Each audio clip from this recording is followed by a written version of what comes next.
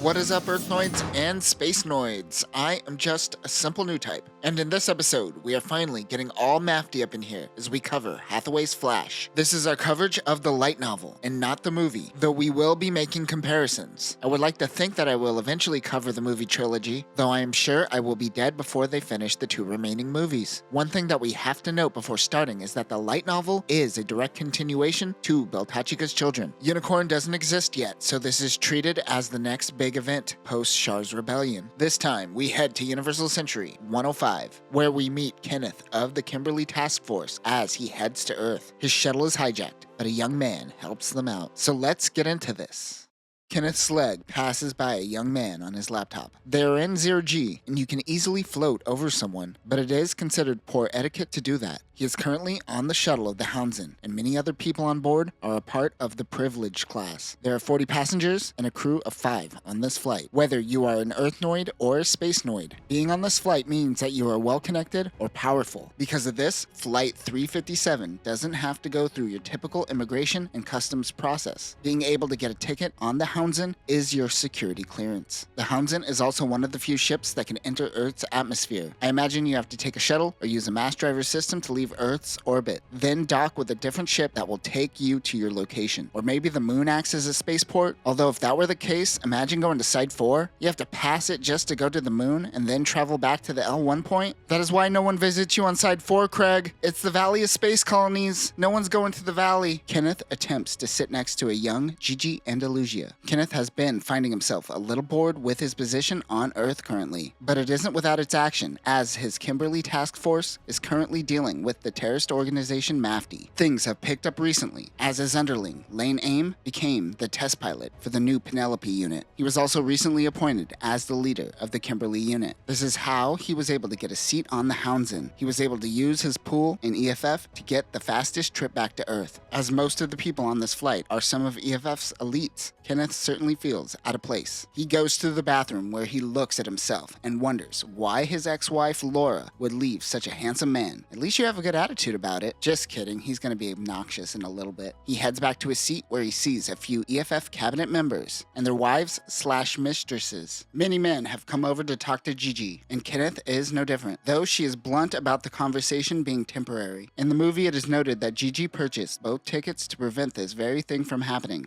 They have some small talk before she asks Kenneth what he thinks of Mafty Aaron. He hesitates to answer, but she knows that he is heading to Earth to try to stop Mafty. She seems to be able to sense what he is thinking. He hesitates again, but she pushes for an answer. Kenneth says that he is a dangerous individual that needs to be stopped. Most of the press has resorted to writing their puff piece, claiming that Mafty may be the next Char or Amado. Mafty is targeting members of VFF and planning on cleansing the world by making everyone leave. She seems to be done with Kenneth. When he asks her what her opinion on Mafty is, she says that she finds him cute. Kenneth can sense that she is done talking to him, so he floats back to his seat next to a young man. In the movie, she outright says, "I'm done talking to you," and another guy makes a move. It is time for the last meal of the flight. As Gigi heads to the lounge, many of the women on board are getting jealous of the attention Gigi is getting. The young man heads to the lounge to move his feet and to prevent himself from laughing in front of all the insecure middle-aged women. He heads to the bartender and jokes about ordering a glass of milk, but eventually orders a wild turkey. Good to know wild turkey still exists in Universal Century. The two strike a conversation. The young man is only here because of his father, though his position does allow him access to freely travel from Earth to the colonies, so he can't complain. For the common individual, it is hard to travel to Earth these days. He tells the bartender that he is a candidate for a biological observer position. The conversation changes back to Mafty, as he wonders if EFF plans on exterminating them. That is when Gigi yells out loud across the lounge, saying the media thinks he is a savior. A cabinet member that she is yelling at is playing it off, saying that this is nothing but trashy tabloids and not to give them any attention. She says that even if that were the case, things like the news ticker and graffiti are saying one thing: Mafty Aaron is the Messiah, the second coming of a new type, and Mafty will purify the Federation government. The young man and bartender wonder how a girl like her gets a ticket on a ship like this. The bartender thinks that she is someone's mistress, even though she is still in her teens. That is when crew member Mace Flower walks in, as she has been busy dealing with the socialite satellites. She plays a very minor role in the movie where she has a brief conversation with Kenneth. She refills her supplies and goes to give Kenneth a bourbon as they prep for landing. He tells Mace, and I quote, "Well, I will not go into too much detail, for you might mistake me for a racist or some sort, but I came to a conclusion that every blonde is different." This is a really blunt thing to say, but it is in relationship to his ex-wife. His ex was a controlling person and a blonde, so he stereotypes blondes, but claims that Mace is different. You know, explaining that doesn't make Kenneth come off any better. No wonder the birth rate is down in Japan. He says, regardless of the pain, he still likes blonde white women. This is the kind of guy that ends up dating the same kind of woman and doesn't grow from his experiences. Here's a great lie that Kenneth tells himself, as I quote, "The reason why Kenneth was able to like a girl named Gigi and Hathaway was not because of the sentimental reasons, but her existence itself. It was both rational and intuitive at the same time. It was not physiological." Nah, man, you're lying to yourself. It is all physical. You barely talk to this person. However, he begins flirting with Mace when the young man passes by him. He says, "Excuse me," to Kenneth. This is the first time the young man spoke to him. He continues flirting as she doesn't relate to EFF. In UC 105, the EFF military and government is seen as the elites, as there have been 13 years of peace and the military is not being fought by the average person. Kenneth agrees with Mace, though the military allows him to be around mobile suits. He is lucky to be doing something he loves. He thinks that mobile suits at least never betrayed him in life. Oh my god, your wife divorced you, get over it. As much as he loves flirting, he believes that women have been nothing but an obstruction in his life. The Houndsman begins decelerating as it makes it into the upper atmosphere. Everyone goes back to their seats and puts their tray tables and the upright in locked position. Kenneth notes that spacenoids always get nervous entering the Earth's atmosphere. When on Earth, air, as he puts it, flows. As a pilot, flying in space is a constant, but that can't be said for Earth's atmosphere. That is when the ship experiences extreme gusts of turbulence. Everyone in the cabin is bouncing around. The young man next to Kenneth says that it is a base jabber, but from whom? In the anime, these terrorists were dropped off by a Gap plant instead. The young man moves closer to Kenneth and says that they aren't trying to kill them. This is a hijacking. Another crash happens, causing Mace to float off. The young man goes to save her. They are at the bow of the ship, and they just hear noises coming from the back. Kenneth goes to investigate, gun in hand. One of the cabinet members, Einstein, tries to stop Kenneth from attacking out of fear of his and his cabinet members' lives. He tells the cabinet member that is ridiculous, but a muffled voice behind him suggests that he complies. He assumes it is a terrorist, and a gun is pointed right at him, so he listens, tossing the gun down. The hijacker claims to be Mafty Aaron and is wearing a pumpkin mask. Pumpkin Man approaches the young man and Mace. Some of his men head towards the cockpit. The terrorists force Kenneth to sit, and they inform everyone that they are not here to kill them. However, they currently need funds, so they are holding the cabinet members prisoner until EFF pays up. One cabinet member wonders how they figured out the location of this ship. EFF covered up the Houndsman's location for this reason, but considering they know it, it can be assumed they knew this whole time and chose now to attack. The man continues asking questions, but Mafty shuts him up by shooting him until his mouth stopped moving. His wife screams as blood goes everywhere. The people in the cockpit try to contact Hong Kong to communicate their demands. Mafty grabs the passenger manifest and does a roll call. Mafty calls out to Gigi, then calls out to Hathaway Noah. The young man raises his hand. Mafty wonders if he is that Hathaway, referring to being the son of the Great Slapper. He thought he was a part of an anti-military and anti-ideology group, but he doesn't care, as he now has a new hostage. Mafty makes Hathaway wrap up the dead minister. As he does so, his wife, who passed out from watching her husband die slowly, comes to. She begins yelling and screaming for the dead husband. Mace tells her to be quiet or she will be killed. Sure enough, Mafty shoots the wife in the back of the head. In the movie, Hathaway and Gigi have a new type moment, but in the light novel, she just says out loud, "Hey, you should kill these fake Mafty guys." Hathaway had his suspicions, but this causes Pumpkin Man to be taken aback. He lets his guard down, and Hathaway makes his move. The fight is a little different as Hathaway takes out the fake Mafty quickly. Then he takes out Pirate Mask Guy while Pumpkin Man gets up. That is when Kenneth puts a knee on the terrorist's back. Unlike the anime, in the light novel, Kenneth's hands are tied. Hathaway heads to the cockpit where he kills one man and tells the other to surrender and tells the base jabber to withdraw. In the movie, Kenneth gets an assist by killing the final hijacker. They tie up the terrorists as Kenneth gets his restraints off. The uninterested Gigi is suddenly all into Hathaway and Kenneth after saving the day. However, Hathaway is bothered by her words. How did she know they were the fake Mafty?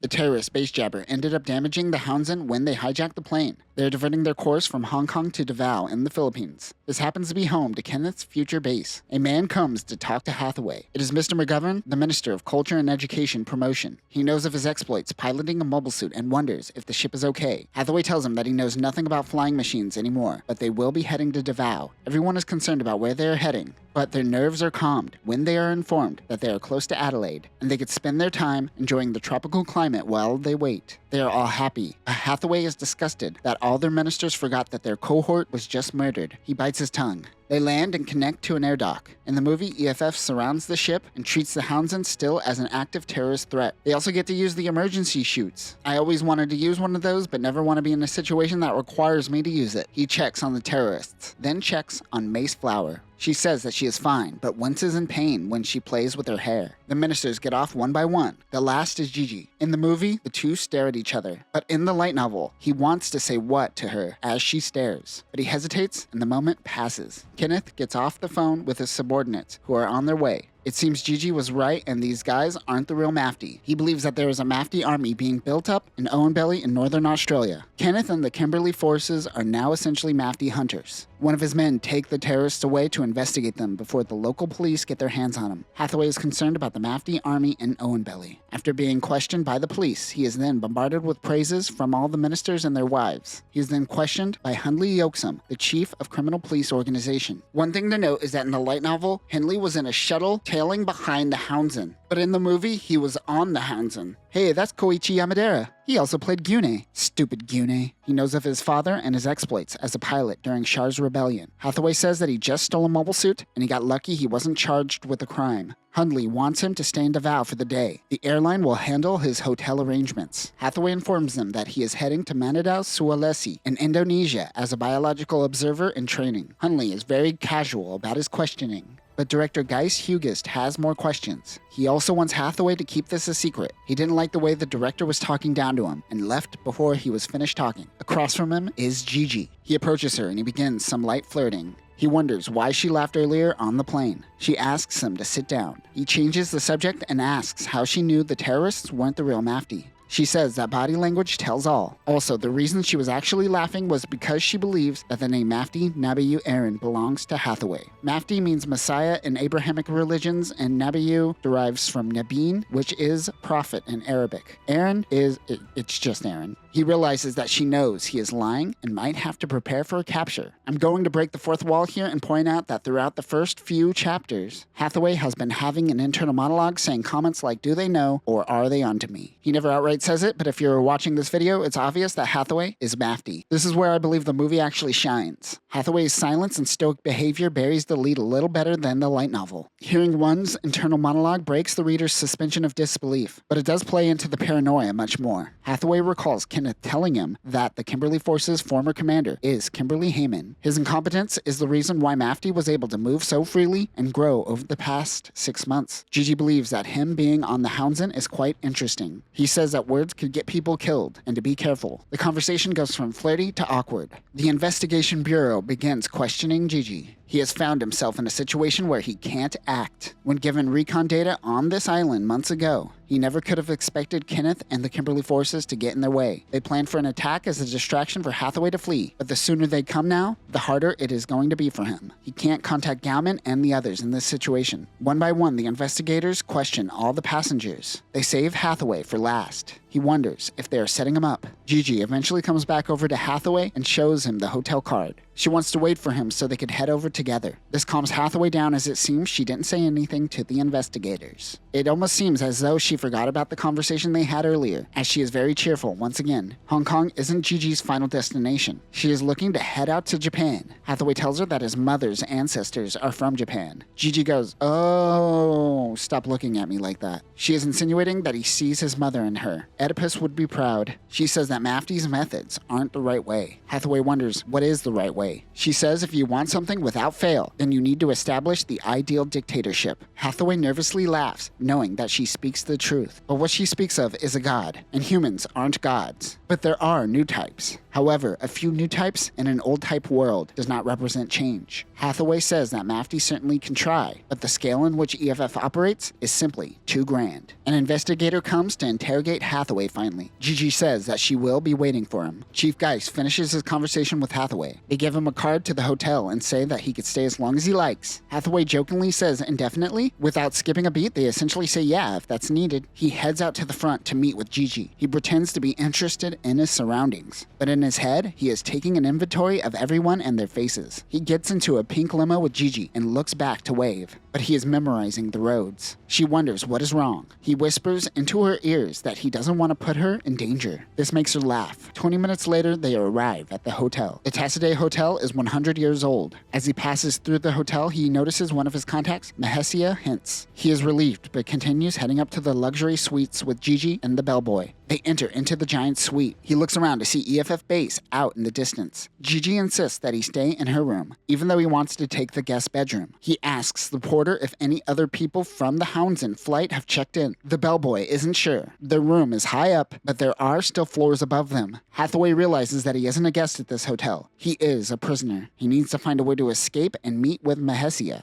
As Gigi goes to take a shower, he goes to the other room and grabs a toiletries bag. He grabs some tweezers and pulls out a fake wisdom tooth containing microfilm. He puts the microfilm in his book that he is reading and changes clothes. In the movie, Hathaway simply looks at some maps and does a little bit of cartography. He goes to find her half naked. He essentially calls her a tramp for acting like that when they aren't even dating. This upsets her, and she locks herself in the main bedroom. This is exactly what Hathaway was hoping for. He knocks on the door to ask if she wants to go for a walk, which she declines. Now he has a casual reason to leave the room and meet up with Mahesia. He can't let his guard down around Gigi. She could become an ally, but if he pushes her away, she can run off to EFF and Kenneth. He is totally into these paradoxical women. It reminds him of Quest. Uh-oh, Hathaway's in love again. Hathaway pretends to be a normal tourist sightseeing as he coordinates a meetup with Mahesia. They sneak into a car and it takes off. The driver is Kenji Mitsuda. He hands over the book to her and asks about the forces in Owenbelly, Australia. They are 30,000 strong. He wonders if Quacksalver had anything to do with this, but they haven't made contact with him. They are planning for a retrieval of a Gundam.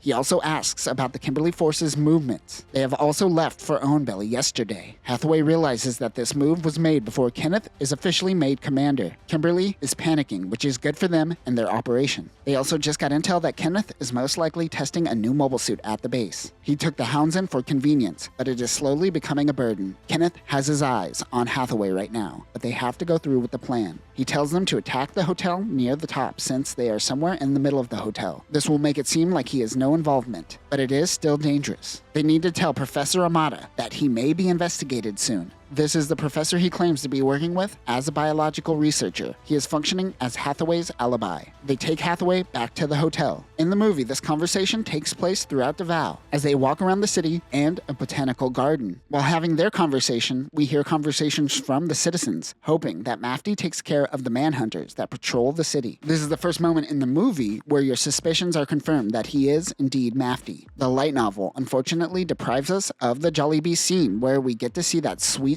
Hathaway booty. Booty. Booty. Booty. Booty.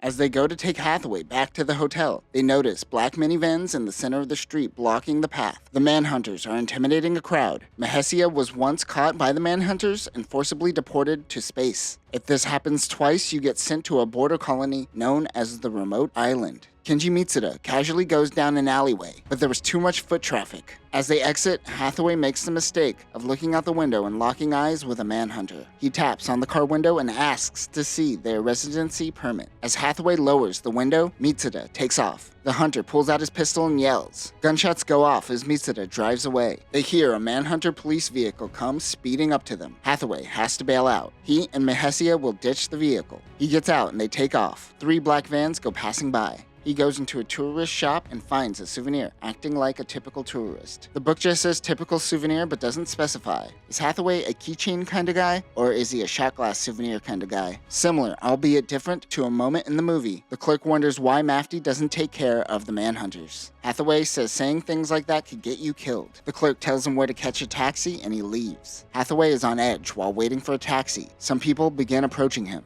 so he decides to move on from the taxi pickup. As he walks away, someone yells, "You're violating my human rights." The manhunters tells Hathaway to wait for a taxi away from here and shoves him. Another van pulls up and they enter into a building. Gunshots go off around the 3rd floor. Men come flying out of the window and hit the ground right in front of Hathaway's eyes. He eventually is able to find a taxi that will pick him up. He tells the driver to go to the building next to the Tassadeh Hotel. He begins starting up some small talk. The taxi driver says that he too wishes that Mafty would do something about the manhunters. Hathaway is somewhat relieved that the public seems to be pro-Mafty. One thing that Hathaway is surprised about is that the driver believes that Mafty has the luxury of thinking so far in the future, referring to the destruction of the Earth. But the driver doesn't have the luxury to think that far ahead. He has to focus on the here and now to survive. For Hathaway, he believes he is a byproduct to the scale at which EFF operates and allowing wars to plague the planet. A 2-degree rise in temperature, less and less land to grow food, it is only a matter of time until all of humanity will be forced into the sides. Unlike Shar and the generation before him, it isn't some new frontier and humanity won't grow, expand, or evolve. No, for Hathaway, this is a sin. This is a burden for humanity. Ultimately, humanity yearns for gravity. Humans need to go into space and let the world rest for 1,000 years. Ultimately, the goal is to return to a thriving Earth, more likely an Earth that can support 10 billion people like it once did before Universal Century. Living in the sides is simply humanity's burden for allowing the Earth to grow once again. Hathaway says that he has to make this happen for the spirits of those who died during Shar's rebellion. He recalls his exploits during Shar's counterattack and actually empathizes with Shar. Shar did calculate Axis to send Earth into a nuclear winter and not outright destroy it. Hathaway seems to understand this. Well, he understood this, or he understood Shar's self-destructive nature and foresaw his failure. Either way, his fighting spirit lives on in Hathaway. He pictures an alternate universe where the manhunters are actually heroes serving justice. The driver drops him off and eventually he walks over to the Tassadeh Hotel. He has a message waiting for him stating that the Research Bureau will send a car at 10 in the morning. Gigi isn't in the room. He didn't want to run into any ministers from the Houndsend, so he orders room service. He thinks that if he is eventually arrested, he knows someone will get the Gundam. That is when Kenneth and Gigi walk in. This makes Hathaway nervous. Since he was gone, Kenneth asked Gigi out for dinner. As Gigi goes into her room, he tells Hathaway that he is stealing her from him. He tells Kenneth to go for it, as he doesn't have feelings for her in that way. But he does. He asks about the investigation. Kenneth wants him and some of the cabinet members to come in and sign the official record. Kenneth picks up his souvenir and calls it tacky. Oh, he totally bought a keychain souvenir. Kenneth looked up Hathaway's background during Shar's rebellion. He is very impressed by his skills. He tells him that he snuck onto his father's ship and caused him a lot of troubles with the EFF. Kenneth is stressed because of the garbage fire that Kimberly has left him. He is making this transition hard on Kenneth. He says that he wished he had a famous father, like Hathaway. But Hathaway suggests to him it comes with its own pressures and burdens. Gigi comes out and asks Kenneth to lace up the back of her dress. Hathaway is very jelly. Earth's surveillance network is quite weak, especially since Mafty has been taking out their surveillance satellites. 4 mobile suits fly above the water. It is the Messer.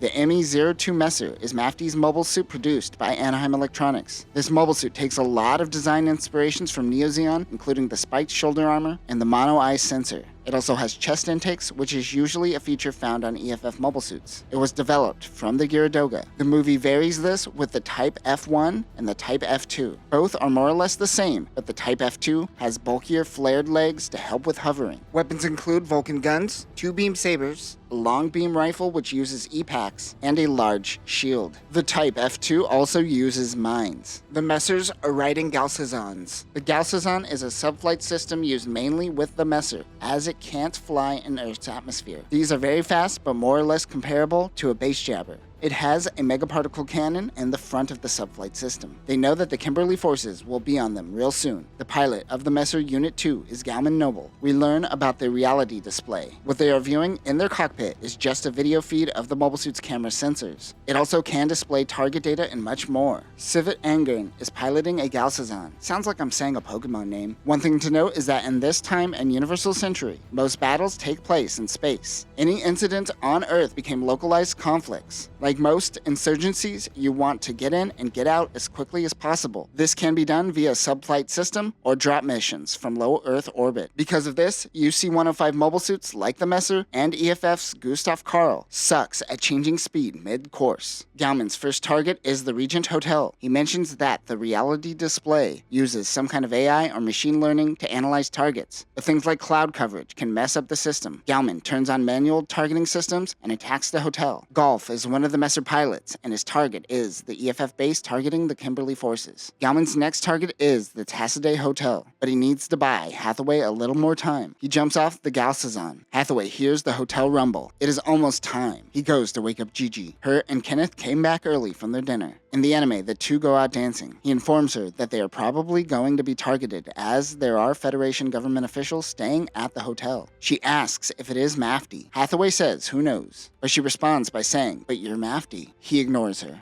They head to the elevator where they run into a couple. They all head down, hoping that Mafty doesn't hit the hotel and the elevator. While heading down, Gigi begins biting Hathaway's shoulder. I too also get turned on during a terrorist attack. Hathaway is just thinking whether or not it is a wise choice to bring Gigi with him. In the movie, Hathaway thinks to himself that the other couple smells of sex. But the movie is more provocative, and it shows the sweat dripping down their bodies. Tomino, you horny dog, you. Never change. The Tassaday Hotel is eventually attacked, and the elevator stops. Hathaway pushes the emergency button. Luckily, the elevator was on the 3rd floor. They get out. Hathaway grabs Gigi and rushes towards the front, dodging panicking people along the way. Hathaway sees an EFF mobile suit and marvels at its mobility and Earth gravity. He wonders if this is Anaheim Electronics' doing. This is certainly possible with the help of the Manofsky Craft system. As we are now in the UC-100s, we are seeing technology evolve. Manofsky Craft systems essentially use eye-field technology to create a Manofsky pillow between the craft and the ground, which allows the ship to hover without the use of a fusion reactor. It has been around since the One-Year War, and we saw it on the Adsum and the Pegasus-class ships, including White Base. But Manofsky Craft systems require a huge fusion reactor, one which can't fit into a mobile suit. In UC-105, this is starting to change, and it seems that EFF is playing with Manofsky Craft systems in mobile suits. Hathaway mentions that the new Kasai Gundam tested on the moon and integrated this technology as well. More on this soon. Anaheim Electronics doing what Anaheim Electronics does, sharing other people's intellectual property. As Gauman makes his exit out of the city, he is met with EFF's new Gustav Karl. The FD-03 Gustav Karl is EFF's new mass-produced mobile suit based off of the Jagan. We saw a prototype of this version during Unicorn. This is specific to the Type 0 version, as there was no Unicorn when Hathaway's Flash was written. This is a heavy armor mobile suit that doesn't lose mobility or versatility, which is usually the case for bulky boys. This is what allowed for a bigger reactor. Weapons include Vulcan guns, a 2-tube missile launcher on the left hand, 2 beam sabers which contain an eye field, the Jagan beam rifle, and a bazooka. It also has a flexible shield. The Type 00 version from the movie has the same weapon set as the light novel. Soon, we will see the miniaturization of the fusion reactor. But before that happens, everyone started building bigger mobile suits. Gauman strafes back and forth to avoid getting hit. He then turns his back on the city, forcing the Gustav Karls to potentially hit civilians. Gauman thought this would prevent them from firing on the city, but boy was he wrong. They begin shooting at him, destroying the city around them. Gauman tries to get out of Davao as quickly as possible. He was attacked over the poorer areas of the city, but near the Tassaday, less chaos is happening. It appears they specifically don't care about the poors. Remember, we are still in an era where EFF is hired help for the rich people. He flies over the Tassaday, hoping that Emeralda Zubin makes contact with Hathaway. Mahesia entrusted Emeralda Zubin with getting Hathaway to safety. Unfortunately, Hathaway is thinking with his dick, and he doesn't follow the plan as he is with Gigi. Here is an interesting quote. All the while, Hathaway could feel Gigi's trembling body and felt attracted to her young and delicate body. Tomino, you horny dog, you. Emeralda follows closely. She wonders why he is helping out a skank, not knowing the situation. She doesn't know what's going on, but at least she isn't thinking with her lady balls. Hathaway, you horny asshole. Like the movie, Emeralda leads them into the park where Gauman is caught up in a fight with the Gustav Karls. In the movie, Hathaway hilariously drags a limp Gigi throughout the battlefield. Emeralda shoved a paper in Hathaway's pocket and flees. Gigi is catatonic with fear and won't let him go, even though he wants to escape. Gauman seems to have been defeated, and EFF surrounds their location. He gets out of the messer with his hands up as EFF surrounds him. A base jabber lands near the park. One of the soldiers tells the other to be careful as this is their first Mafty prisoner. Hathaway puts his jacket over a cold Gigi. In the movie, he puts his jacket over her before dragging her limp body through the park. Kenneth steps out of the base jabber and confronts Gigi. He allows her in the base jabber where it is warmer. The sun begins to rise. Kenneth says, "Not bad for my first day on the job." Kimberly has made EFF look weak. He wants to interrogate this new prisoner to see where they are getting their weapons. Kenneth says he will deal with the prisoner personally. As Kenneth handles business, Hathaway heads into the base jabber with Gigi. She offers him some coffee, and she puts her head in his lap. He ducks his head so Gauman doesn't see him. In the movie, he hasn't entered the base jabber yet, and he and Gauman look each other in the eyes. They will have a similar interaction soon in the light novel. He tries to overhear what EFF is saying to Gauman. He seems to be holding it together quite well when faced with hostility. They take him away. Kenneth asks if the two have their cards. Gigi somehow passed out in Hathaway's lap. He pulls out the card he was given earlier. Kenneth says this makes them guests of the Federation, and they will be taken care of. The Gustav Karl latches on to the base jabber. EFF heads out to find Hathaway and Gigi's luggage. This isn't a normal base jabber. This is the base jabber Caesarea. The BJK-232 Caesarea is a new subflight system used by EFF and the Kimberly forces. There isn't really ever too much of a difference between subflight system upgrades, besides general enhancements. It has a rocket launcher and 2 beam cannons and can operate via the mobile suit or independently. The base jabber makes its way towards Davao base. Mafty hit the base during his attack as well. This is the first time Hathaway is getting a good view of the base, as he wasn't able to see it from the Hound's End. Just as Mafty was about to acquire their own mobile suit, so too does the Kimberly force have something of equal power. Kenneth tells Hathaway that Kimberly is an Owen belly and won't leave until he ousts the rebels in the area. He takes out his riding whip and begins slapping it against his hand. What a power move, bringing a riding whip to your work. I kinda want to try this. The base jabber lands. Hathaway wakes up Gigi, and they get out of the base jabber. This is when Hathaway and Gauman make eye contact. An EFF soldier is being rough with him. Hathaway tells him to not be so rough. Kenneth approaches Hathaway and says he is being nice because they were on the Hound's End together. But if he interrupts EFF affairs again, he will beat Hathaway. I don't think Tomino realized when he first wrote this novel that Kenneth saying beat while holding a whip comes off more erotic than menacing. Hathaway says that Mafty is becoming a modern-day Joan of Arc. Kenneth says that Joan of Arc was burned at the stake, which is what he intends to do. Kenneth gets a car for Gigi and Hathaway, and the three drive off. As they drive off, a new model flies down, silhouetting against the sun. Kenneth tells the mobile suit pilot to get out over the radio. This is Penelope. The RX-104FF Penelope is a 5th generation mobile suit that can achieve independent flight and greatly improves operation under Earth's gravity. This is greatly in part due to the fixed flight, or FF unit. The base of this unit is the Odysseus Gundam. The fixed flight system makes it turn into Penelope. This also has a Minovsky craft system, which is now small enough to be put in mobile suits. Remember, this creates a Minovsky particle pillow that allows a craft to float. The evolution of this technology is the Minovsky barrier, which Penelope deploys when it transforms into its bird mode. It also has funnel missiles, which the pilot can control via a highly accurate Psychomu system. Its megaparticle cannons surpass the high mega cannon found on Double Zeta. Other weapons include a beam rifle, Vulcan guns on its bird head, megaparticle cannons, a shield, and a beam saber. The pilot comes down. Kenneth begins yelling at the pilot. He says to shoot to kill next time, or he will take Penelope away. This is lane aim. He heads back to the mobile suit to run maintenance checks. Kenneth says that good test pilots make poor workers. Hathaway mentions that he was the same when he stole a mobile suit during Char's rebellion. EFF provided Gigi and Hathaway with rooms on the base. Gigi later comes to Hathaway's room with clothes for him that she bought at the base shopping center, courtesy of EFF. But she doesn't hang out. She gives him the clothes and takes off. He can't get a read on her. 30 minutes later, someone named Wave shows Hathaway to the cafeteria for breakfast. As he passes through the corridor, he tries to memorize as much of the base as possible. He knows they are in the northern part of the base, and most likely Gauman is being held in the southern part of the base. As he waits for Gigi in the cafeteria, he notices officers coming, eating, and leaving quickly. An operation must be underway. He never thought he would be eating with the enemy. Gigi comes in. He was waiting for her. To quote the novel, as the clothes were brought from the shopping center on base, it was inevitably casual, yet she looked quite good. Bandai went on to take this quote and sell it to you for around $350. Wave informs the two that Kenneth is running late, but he wants to join them. Hathaway is also informed that the Bureau of Investigation will talk to him at 10. Kenneth eventually comes to their table. He is changing the name of his new team to the Circe Corps. It is named after the daughter of the sun god Helios in the Odyssey. Hathaway notes that Kenneth is being a hipster to impress Gigi. She says that it is a strong name, but not as strong as Mafty. Kenneth begins flirting with Gigi and asks her out. He says that she is a goddess and having sex with him will bring his unit good luck. Wait, did I read that right? Gigi, you're a goddess of fortune, so if you sleep with me, the Circe unit will become the essence of Circe.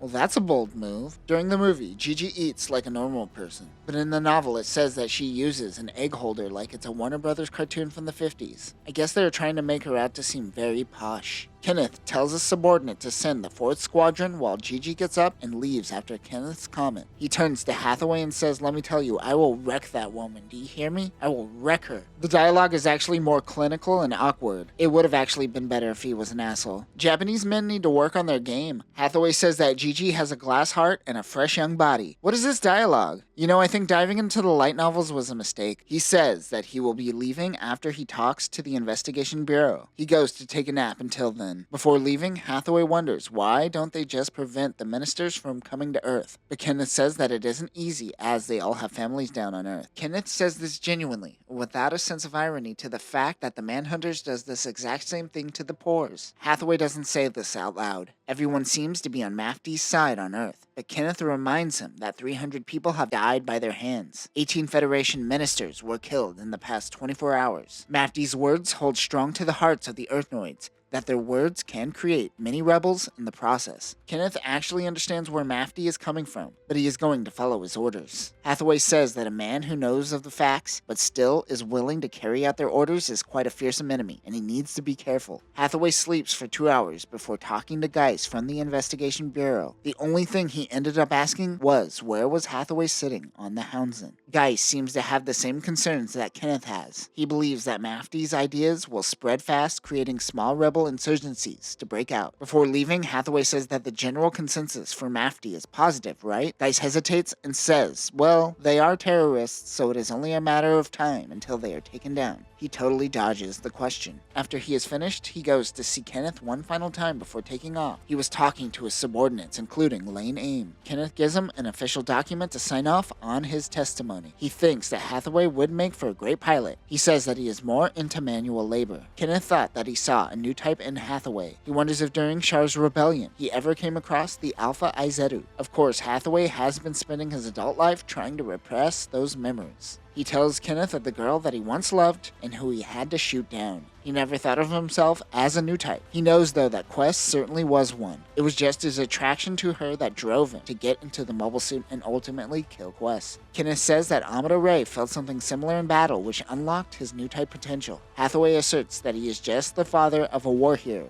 and nothing more. Kenneth says after he takes down Mafty, the two of them should go trolling together. I didn't know trolling was a fishing term, and I thought they were about to commit online hate crimes. He wonders if he wants to say goodbye to Good Game before he leaves. He says that he'll regret it. Kenneth wonders, don't you find it odd that she came to Earth without a permanent residence? Kenneth checked the location of the address she gave EFF. It happened to be an abandoned building. As he leaves, Kenneth reminds him that the Circe team will take down Mafty. Hathaway chuckles and makes his leave.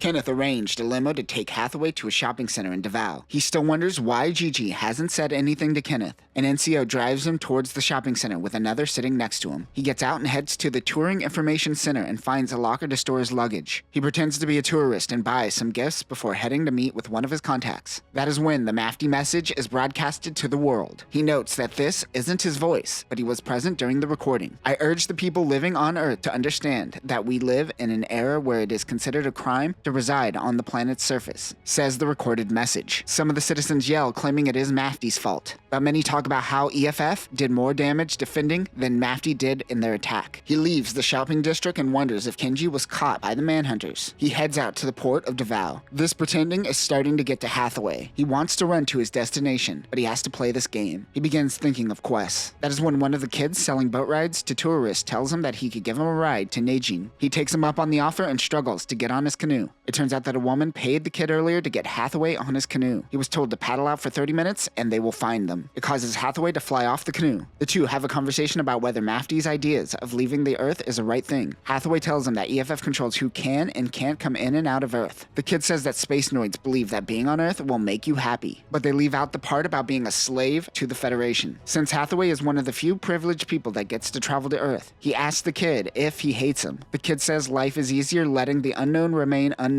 and letting the dumb remain dumb. More people should take this quote to heart. He says that it's not that they are dumb. It's merely dumb to have knowledge of things that don't serve them, specifically the common man on Earth being oppressed by the Federation. Hathaway thinks that a trolling boat is approaching them. It happens to be Kenji and Emeralda. He switches places with Kenji and informs him that they should probably retrieve his luggage from Davao's shopping center. He gets on the boat to realize that it is a hydrofoil boat. Also on the boat is Iram Massam and Raymond Kane. Emeralda says, "So, is Gigi your new girlfriend or something?" I'm glad someone is giving him a hard time, but Hathaway ignores it and mentions that Gigi figured out that he is Mafty. Emeralda thinks that this means Kenneth let him go on purpose. She and Aram are mad at him. He says, no, it's only about 25% driven by my boner. The other 75%, he says, is a new type intuition that is unexplainable. Whatever it is, Hathaway is certain Gigi won't tell Kenneth. It's fine, trust him. Aram says, I don't trust you. They are not happy about this, knowing she is a point of failure. Mahesia was able to make it out of the city as well. They need to focus on the Gundam and Gauman. Raymond is certain that Gauman won't snitch, even if given truth serum. Hathaway gives Iram the microfilm. One thing that came out of all of this is that Kenneth was distracted by the Owenbelly forces, so they most likely aren't onto them. He believes that Owenbelly caused the Houndsman hijack. Earlier, Mahesia said that Quacksalver didn't know of Owenbelly's plans. He wonders if this mysterious contact, Quacksalver, has anything to do with this. He also wonders how they could get 30,000 people on their side, like what is happening in Owenbelly. Mafty is maybe only 2,000 strong. Since 4 cabinet members were killed this morning, they're moving the Federation meeting somewhere else, or possibly postponing it, originally to be in Adelaide. As of now, EFF thinks this is one force. Kenneth will soon learn that they aren't as big as EFF thinks. They wonder if the pilot of Penelope is a cyber new type. He isn't sure about that yet. Quacksalver seems to be backing Mafty and is the one who chose the location to receive the Gundam. They dock at Cape San Augustine and go to the rest of the way by boat. Hathaway calls Quacksalver the true mastermind behind Mafty. The only thing that makes Mafty hesitant is that Quacksalver means fake doctor in Dutch. They get into the float plane and fly out. Hathaway notes that companies like Anaheim Electronics can't be trusted. They have reached a time where they are at the mercy of conglomerates. Stop being relevant to modern times, stupid light novel that sexualizes twiggy blonde chicks. Hathaway eventually notes that history repeats itself. Awesome, no progress. It seems that Star Trek was right. It really seems like you need something on the level of matter synthesization to break the cycle of corporate greed. Even robots and colonies can't break it. Kenneth has been busy, but he gives some time to have lunch with Gigi. He apologizes for keeping her waiting. She says she is used to waiting. Oh, she's spicy. She wonders why Hathaway left without saying goodbye. Kenneth gets her a cottage until he is able to take her to Hong Kong. She bluntly says this isn't going to get him anything. I'm not opening up my legs for you, Kenneth. She's more into terrorists anyways. He prods about her being on the Houndsman. She accessed Cardius Boundenwooden's terminal to purchase a ticket. He wonders who he is to her. She flat out says that she is in an intimate relationship with Boundenwooden. He is the founder of a major insurance company. He bought her a new house in Hong Kong. Gigi refers to him as a count.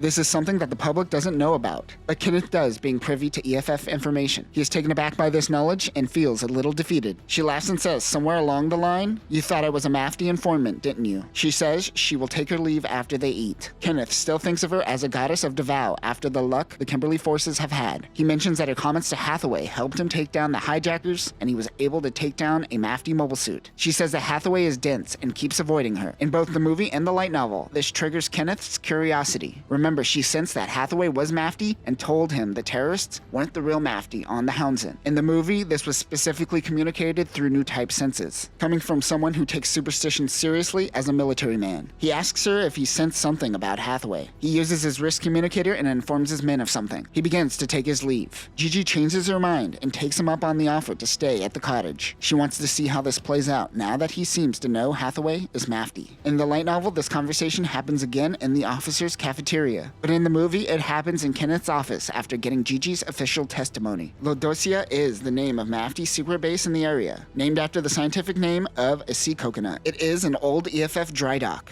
Hathaway suggests that Quacksalver once worked in supply chain logistics for EFF, and things can easily go missing. He is a magician to Hathaway. Hidden under a dummy forest are Galsazons and a booster bed. Hathaway talks to Maximilian Nikolai, the chief mechanic. This operation is under the disguise of a fishing boat. He laughs. They suddenly get a red alert. There is a sub in the area, but there are no subs in Davao's EFF forces. They received a non-encrypted message from Owenbelly declaring that they are Mafty's first army and request support from Mafty himself. They are being attacked by Gustav Karls. Owenbelly is starting to become a burden. Quack is located at a satellite base that even Hathaway doesn't know the location. He thanks Mahesia and wonders how long it will take. She says from Davao it will take 40 minutes on a Casaria. From Owenbelly, 2 hours. They have just enough operation time. No margin of error can be made before EFF arrives. He gets in the Galceon with Emeralda and Raymond. An explosion goes off as others handle the submarine. It's time for them to make their move. Kenneth begins intimidating the police, demanding police data to be transferred to the Federation. He has base jabbers, Gustav Karls, and Penelope on standby. The sub is under Minovsky particle density, so it takes time for him to get data back. He has eyes and ears everywhere. Kenneth finally goes into an interrogation room where they're holding Galman Noble. He asks what Hathaway has to do with Mafty. He sarcastically, but also truthfully, says that Hathaway is Mafty. This causes Kenneth to hit him. In the movie, he asks one more time, and Galman says that Mafty is the ghost of Shar Aznable. He is stoic to all other questions thrown at him. Kenneth plans on using Galman in their next assault. If things go south, they will use him as a shield. He will be with Lane Aim. Lane says that he isn't a terrorist and guarantees his safety in his hands. What a liar. They sink the sub to find that it is a sub from the old century. This causes them to launch from Laodicea sooner than they planned. They attack the booster bed to the Galcazon and launch at a 40-degree angle due west. They break the sound barrier. An ancient capsule from the shuttle days enters into Earth's atmosphere. He leaves making contact with the capsule to Emeralda. Xi Gundam hasn't been tested on Earth yet. They jettison the booster bed and launch the Messer.